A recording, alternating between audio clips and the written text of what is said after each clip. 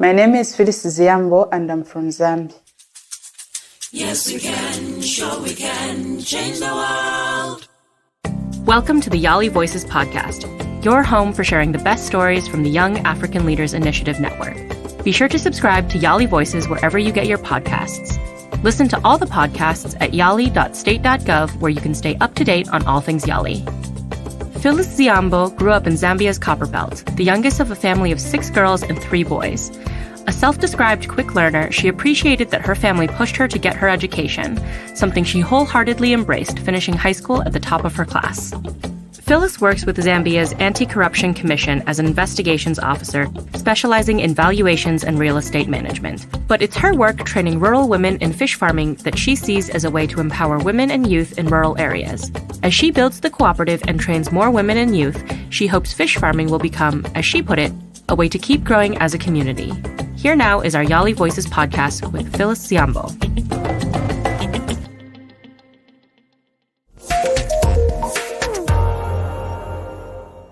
That's the one thing like I really respect my parents for.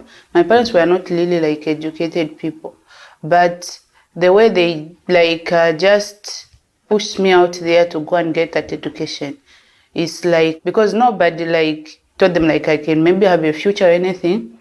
They never treated me like somebody who could not have a fair chance at life. I came out top in my class and went to applied to almost all the universities because I wanted to have like a few of everything. Yeah, so I was accepted to all the universities, and I decided to go like the University of Zambia to just like have that experience. So I found myself doing land economy at the Cooperatives University, which was later renamed real estate. Yeah, so I chose that course because it had a bit of law, it had economics and business, because I always wanted to like do business things. So I found the course of real estate to be ideal for me. So that's how I reported, and I had a nice time at the university because I had that thirst for knowledge. As I was working for the government valuations department, like I was together with some of my former classmates at the university. So we applied to the Anti-Corruption Commission, and then we were shortlisted, like four of us.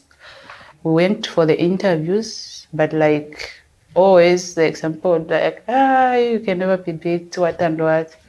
But at the end of the day, I was the only one like who was accepted there to work there.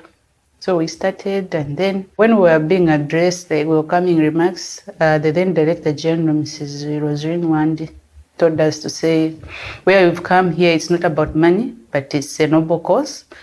And like we should focus more about making our country a better place than enriching ourselves.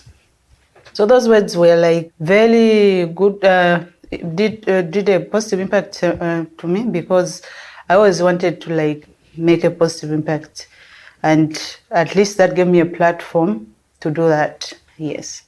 So when we started working, I enjoyed the work of investigations. Yeah, I enjoyed when people came through to like come with their complaints. You refer them to relevant institutions, and then they are helped. So people will always come back to say, thank you so much for the help that you rendered for us. And that way, I really saw it like, at least I'm making a positive impact in people's lives. Yes. So as I was enjoying my work, I was just surprised to say like, okay, you have been awarded, you were awarded an award for dedication to duty and courage. I was like, oh, really? I was just enjoying my work. So basically, as I was working there, I saw like, I still had that business ambitions, and I was doing several like small businesses, but they were not like as profitable because I didn't have the knowledge, and I will always like consume the profit and went back to the salary again to recapitalize my business. So I decided to okay, let me invest in myself. If I have to make like a real business work. So I started by, first I wanted to remove rentals. So I started by buying land and building a house. And there, as I was doing that, I also enrolled for a master's in finance, distance. So I was going for work, building and studying. Yes.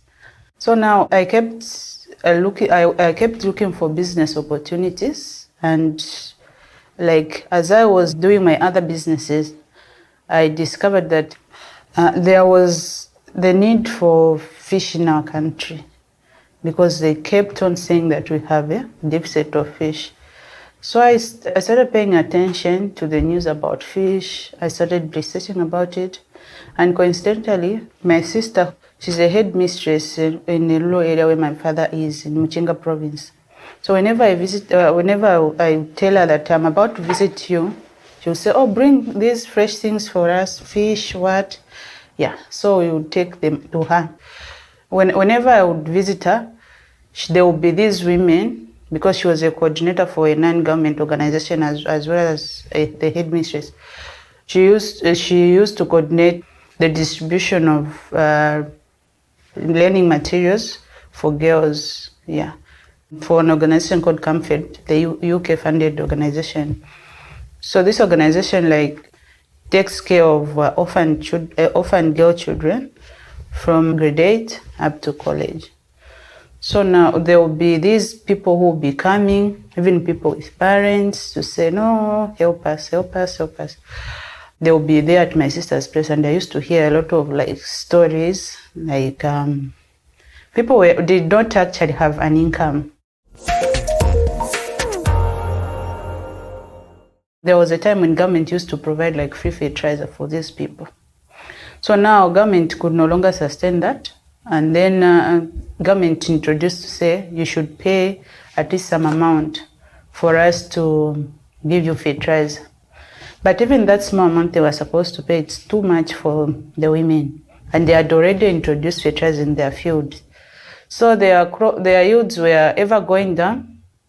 They could not produce enough for them to feed themselves first, as well as harvesting enough to sell so that they can sponsor their children to school. And almost the entire village was facing the same problem. Yes. So the only alternative was to engage in brewing of the illicit beer, which again, their same children became addicted to. So at the end of the day, it was just it will give you, the beer would give them a bit of an income, but at the same time, it will make their children get addicted to it, such that they cannot continue with their school. So when I noticed these adverse effects in our community, I decided to say, how can we empower women with a profitable business that can help them sustain their family? Because when I look at women empowerment, mostly it talks of just giving women something to do, but not something that can be profitable enough to sustain their family. And you can see that there are some projects which are like that, aiming at women empowerment, but they are not profitable. As a result, women don't become dedicated to those, because at the end of the day, they are not getting a meaningful income from those empowerment schemes. So I looked at what did we have that was available. There was plenty of land and water. And then that water, it used to have fish, but due to the unsustainable way of fishing, the fish had depleted from those streams. Yes. So I thought, if I have to make this work, I have to think how we execute this. So that's how I went back and started thinking of how to. So I looked up about how to run a cooperative. Yeah. So that's how I looked at the advantages and the disadvantages And I found that when you're in a group, you've got much like bargaining power becomes stronger. So that's how I approached the area councillor to say, okay, I wanted to start fish farming, but I want to do it like a group, so that we can, because the most important thing was land and how to get that land cheaply.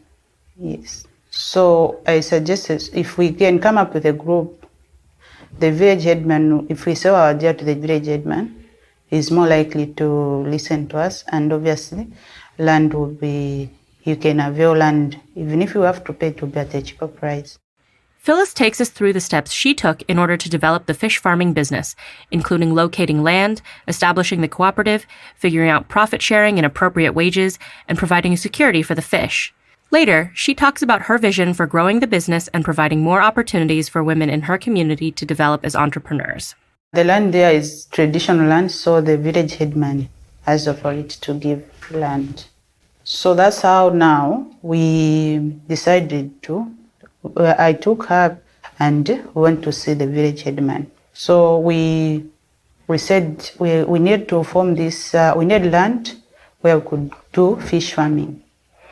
Said, is that so? So how will this work? So that's how I explained to him to say, we have a number of women that we will work with, and then through that we'll be teaching each other how to do this fish farming, because we've got this demand for fish and the market is quite good for it. So he said, okay. So as we were talking, we agreed to say, he told us to say, if you are going to work with my subjects in the village, I can give you land actually for free. And then if the council also said, I'll organize people, because for us to start that fish farming, we have to have like trainings. So he asked us, now how am I, because my subjects don't have money to like contribute to this kind of venture. So I said, with the little money that I'll be putting in, we can at least start the venture. But the women, since they will offset that the share owning in the cooperative by contributing by them working on the fish farm. And we will convert it like the monthly wages that I'm supposed to pay them. We'll use that like the monthly wages. If you are supposed to get about maybe $10, and then maybe the price of shares is $10. So maybe if you work for 2 months for $20, you will have maybe like 2 shares, that kind of conversion. So he said, okay. And then we like, because the farms would also need to be protected against like theft or something. So that's how we said we also like incorporate some men just for like enforcing the security wise. The same they will also contribute to the shares using like the same method. Because tilapia fish farm in an urban area costs between $3 and $3.5 per kg. So that's a good price for us. So that's how we agreed on the terms for owning land. And then he even said, initially he gave us like a 12-acre. So he said that he'll give us more if we needed expansion. And we approached the Department of Cooperatives. So they said that for us to register a cooperative, we needed to do all this kind of registration, the trainings, and that required a bit of money. So again, I had to just like put up the money so that we were trained, as well as we getting the registration done. Then because we had involved the councillor, she talked to the Department of Fisheries, and at least they were able to like train us in fish farming. Yeah, so that's how at least we said. So initially we started, at least we made about 3 fish ponds. Lucky enough for us, it's located near a stream. So we didn't really need to, they just used, like channeled the water in a pond that they had dug so that there is a continuous supply of water that way. Yeah. So for us, that was a good deal. The business looks promising because whatever we grow there, it's like people already, like our neighboring households already say, when are you doing another harvest, that kind of a thing. And it's a promising business. The only challenges we have is like the expansion part of it, because people, like women, can't see how like it's going to like affect them, like the end result of it, like how are they going to own their own fish ponds. Yes, so like trying to keep them interested in that venture, to say let's deal with a startup. At least we know where we justify our mistakes. We it's a learning point. But when we like expand, we would have had the knowledge of how to go about it. So, but so far it's quite promising. The plans for the business is to like, for it to reach its full potential, that is like providing fish to the peri-urban areas, because that's the market we are targeting. This market is like far from the urban areas and far from the fishermen in the rural areas. So we want to target this market, and we hope that we'll be able to grow the business in such that we'll be harvesting maybe like per week. Yeah. And then when it grows, that's when it will like reach the full potential of where women can like gain the knowledge of doing the fish farm. We help them set up a fish farm on their own, and then they will be able to like sell the fish through the cooperative. Yeah, we'll be able to sell it as a cooperative. So that's our vision. It's not like we don't want to like, the cooperative itself will be a means for women to just pass through as a learning, but also to be generating income, because the fish that will be grown will be sold. And when a woman has worked at that fish pond for some time, they will be able to say, you've got now enough knowledge, let's through the profit that will be generating from the fish pond, will help them set up their fish farm. And through their fish farm now, they can start sustaining themselves, like buying of fingerlings. If they want expansion, they can also like set up their additional fish ponds. So that way we'll keep on growing as a community. So thankfully, by involving a community, things become like easier, because everyone feels part of it.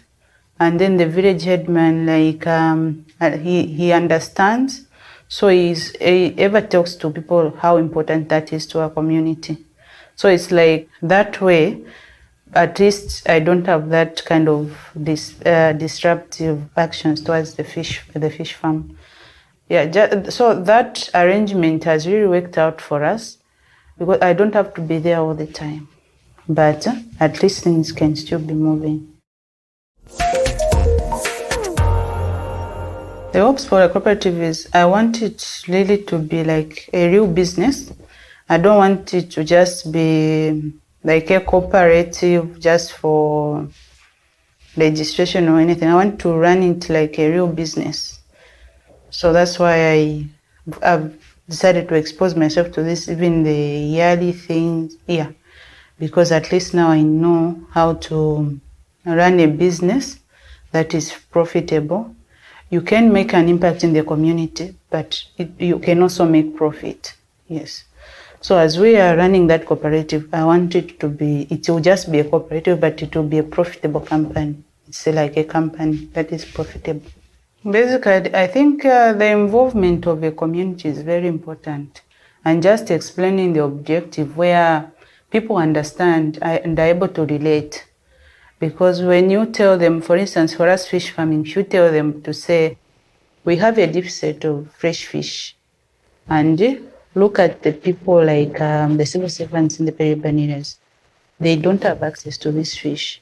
So don't you think if we are able to provide them with fish, they'll be able to buy the fish?